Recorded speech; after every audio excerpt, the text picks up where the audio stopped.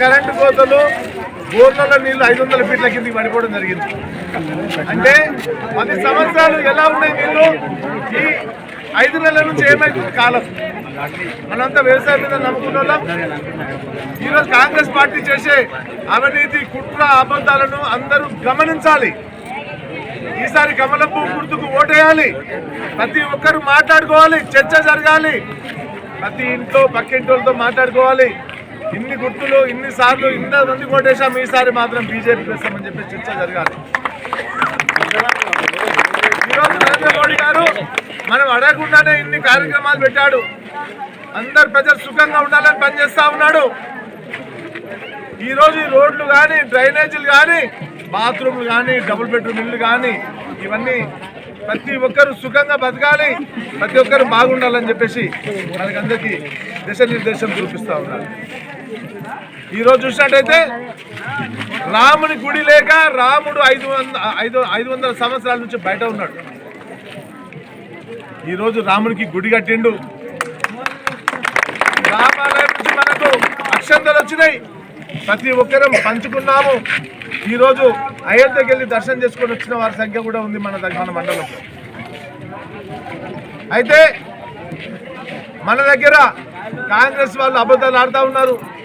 ఓట్లు తగ్గుతున్నాయని చెప్పేసి మన మండలం నుంచి జెడ్పీటీసీ గెలిపించిన రేవంత్ రెడ్డి గారు ఎమ్మెల్యే అయిండు, ఎమ్మెల్సీ అయిండు, ఎంపీ అయిండు, ఎమ్మెల్యే ఓడిపోయిండు, మళ్ళీ ఎమ్మెల్యే అయిండు. ఇలా కాలం కలిసి వచ్చిన సీఎం అయిండు. సీఎం అయినా ఏమంటుండు, ఇంతమంది అమ్మలు అమ్మలను గౌరవించాలి, ఆడవాళ్ళని గౌరవించాలి, అప్పుడే మనకు విలువ ఉంటుంది. ఇవాళ ఒక తల్లి అరుణమ్మ గారు పోటీ చేస్తూ ఉంటే మన దగ్గర తొక్కుతా అంటుండు, పేగులు తీసి మెడలు వేసుకుంటా అంటుండు. ఇది ఎక్కడికి వచ్చారని నేను అడుగుతా ఉన్నా. ఒక అమ్మని పట్టుకుని అట్లా మాట్లాడొచ్చా? అట్లా మాట్లాడిన వ్యక్తికి బుద్ధి ఎలా చెప్పాలి మనం? రేపు జరగబోయే 13వ తారీఖు నాడు ఈవీఎం మీద ఒత్తితే ఆడ గువ్వ మనాలి. అది మీరంతా గమనించాలి. ఖచ్చితంగా బీజేపీ పార్టీకి ఓటేసి ఈరోజు కాంగ్రెస్ వాళ్ళు ఏం చేస్తారంటే బీరు వంచుతారు, బిర్యానీ వంచుతారు. ఇవాళ మీటింగ్ పెడితే 500 రూపాయలు ఇచ్చిరంట, రేపు 1000 రూపాయలు కూడా ఇస్తారు. తీసుకోండి, ఏం బాధలేదు. కానీ ఓటు మాత్రం బీజేపీకి అందరూ వేయాలి. చెప్తున్నారంటే ఆ డబ్బులు వాళ్ళు ఏమైనా మంచితే ఆ డబ్బులు మన పైసలే అవి. అవన్నీ గమనించాలి. వాళ్ళు పైసలు ఇస్తారా, బీర్ ఇస్తారా, బిర్యానీ ఇస్తారా, వాళ్ళు ఎన్ని అబద్ధాలు అన్నా అన్నం ఉంటాం, ఒక్క మెతుకు బిస్కెట్ చూస్తాం. ఇవాళ ఆయనకు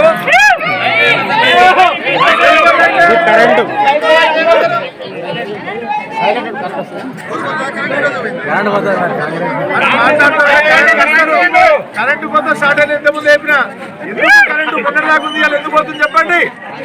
ఈ వ్యక్తికి పరిపాలన రాదు. ఓన్లీ తొక్కుకుంటూ పోవడం తప్ప ఇంకేమి రాదు. గమనించాలి. కరెంటు పోయినా ఏది పోయినా మన ఉపన్యాసం మన పోరాటం నడుస్తూనే ఉండాలి. మన 400 సీట్ల పైన రాంబెడిపల్లి నుంచి అత్యంత